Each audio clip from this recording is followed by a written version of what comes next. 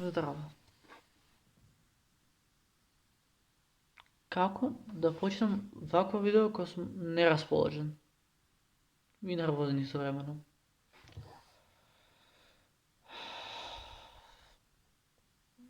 Наслов и самиот наслов на видеото ме тера да се чувствувам грозно.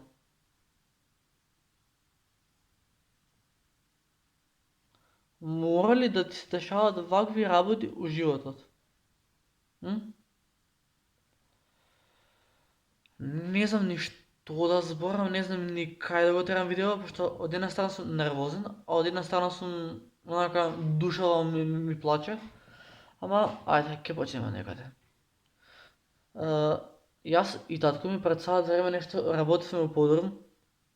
Помина тоа што помина.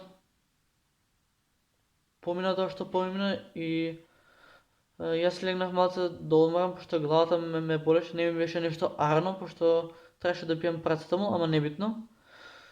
И спијам што спијам, го слушам телефонот на татко ми дека упорно звони. Знаете што значи на упорно, бе? Не прекина да звони. И татко ми крева и се чуди кој ќе ме бара у 9 саат на вечер. Ни се јави тетка Валя од село и не знам. Ни се јави тетка Валя од село, заброја се и плюс дава кога слушате галама, по позадинска галама да знаете дека татко ми збори на телефон, ама ќе ви кажам што и како.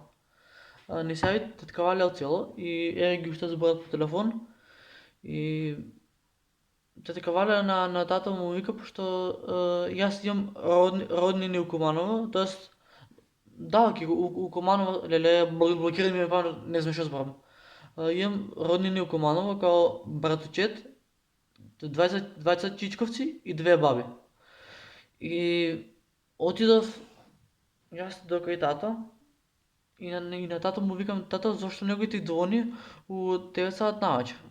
И татко ми кажува дека чичко ми, братучетот на татко ми, мене ми се паѓа чичко. И тато ми кажува на мене, Кико, батко Дејан од село починал. И ја му викам, тато, не се заебавај, значи не чини да се прави заебанци со ваква работа.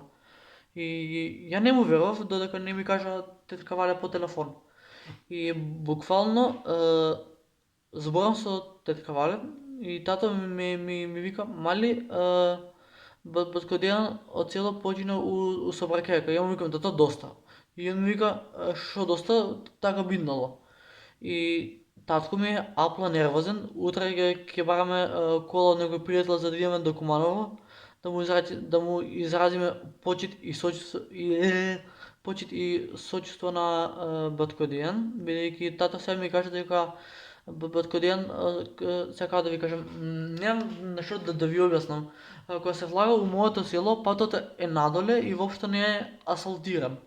И како што он поминувал по патот со колата, со секолата, колата била сарма, ама за колата не ме боли ич.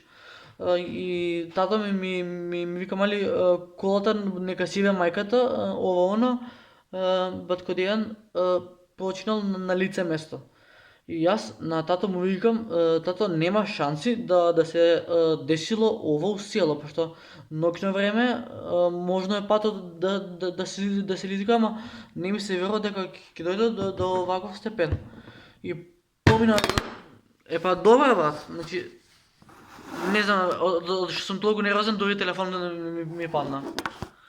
И буквално тато ми вика, мали, починал на лице место. И јас тука у лицево семафора вриемо нервозен, значи онака од една страна бев нервозен, ама од една страна и емотивен малку бев у душа, пошто тој човек што јас го познавам, за мене беше вредна личност. Сега не е битно што си имаме карано со него некад, битно е тоа што ете човек кој што го познавав од мал да му се случи ова, значи на батко Деки има 37 години, има 2 мали деца и една жена. Па сега замислете вие каква болка доаѓа на семејството.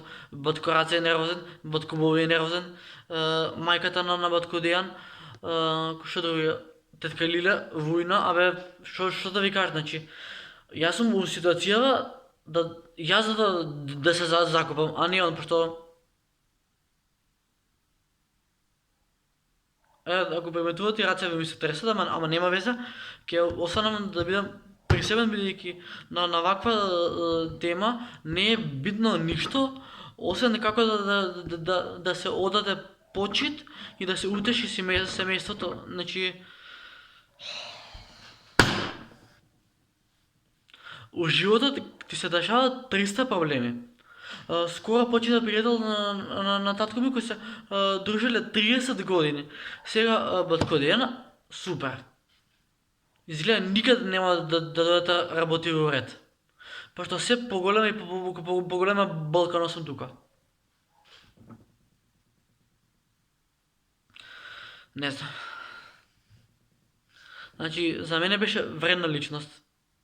И може ме гледате сега нервозен, да, нервозен сум бидејќи грешката ќе ја варам во докторите.